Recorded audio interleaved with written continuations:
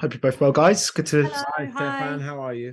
Yeah, really good. Thanks. I'm going to start. I mean, I know there's loads of sort of spoilers and things I'm not allowed to say and deep plot details I can't go into. But Eddie, what I think I can say is that you get to punch a cake.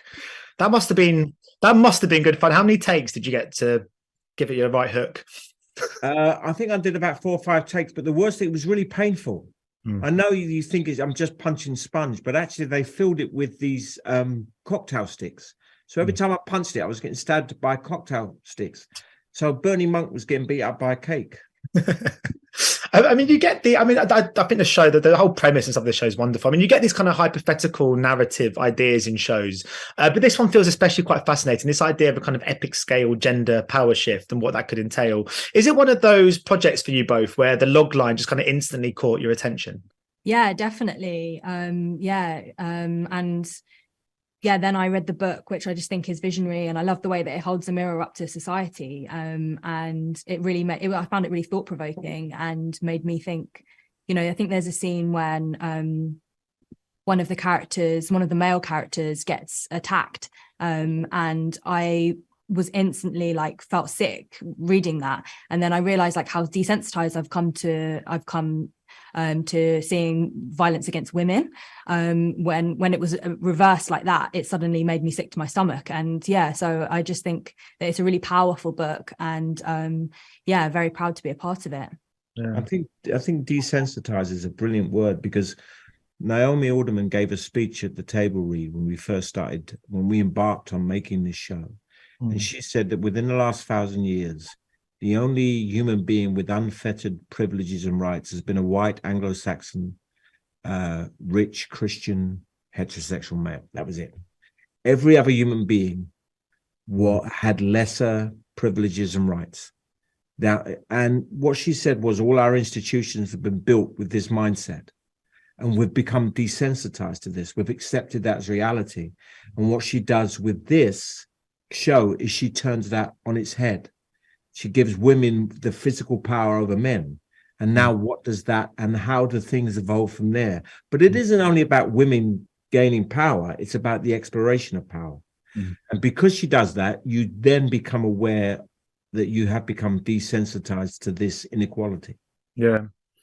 I mean, Ria, you obviously mentioned you did sort of read the book, but sort of Eddie, I was wondering, because as someone sort of quite experienced in the industry, have you ever kind of witnessed this going back, because I just interviewed Toni and John, and Toni says she doesn't tend to read any books because she feels like it can be a distraction, whereas John's quite method and he does tend to really go really sort of deep into it. Have you ever witnessed a kind of clash of processes or felt like different actors, because every actor comes in with their completely own route into a character, into a project?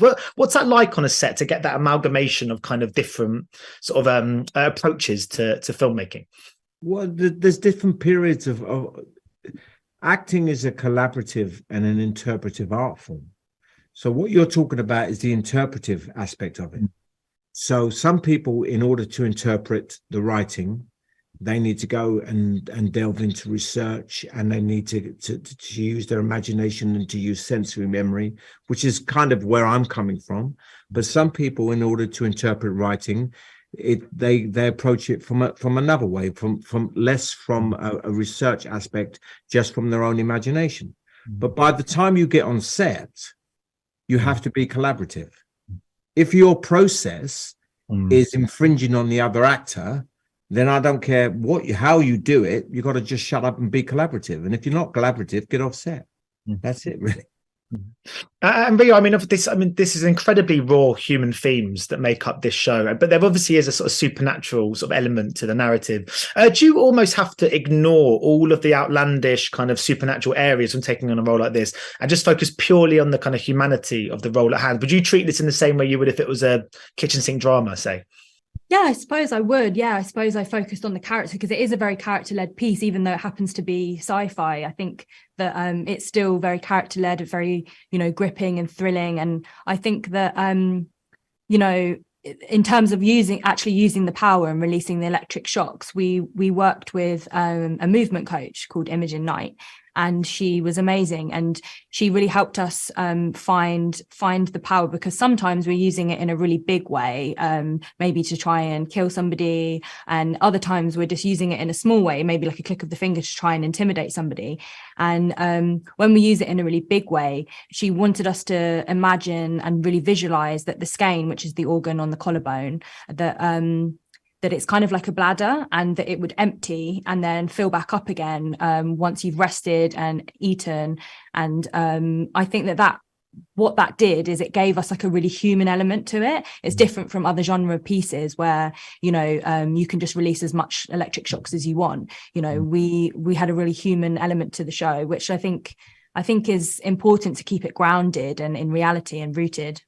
And when you're on a kind of set that has got such a fantastic kind of creative force behind the scenes of sort of women as well, I just wonder, and obviously the story giving so much power to the kind of female protagonists, can it almost make the real world even more frustrating when you step back into it and outside of this set, knowing it's not on the same, it's not caught up perhaps, you know, to the kind of, to where the sort of story in the show is at?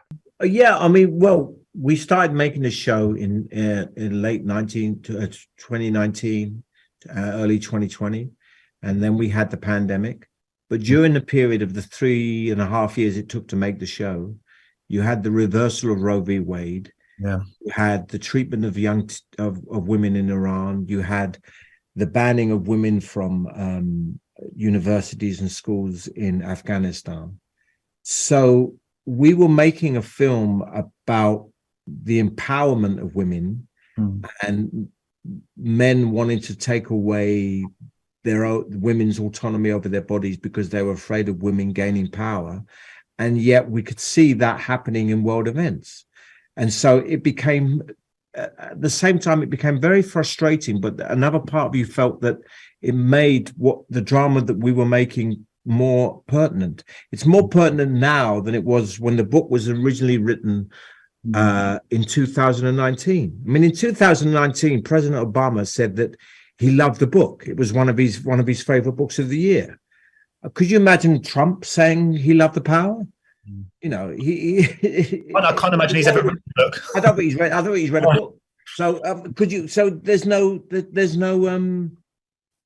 The world has changed, and the book has become more pertinent.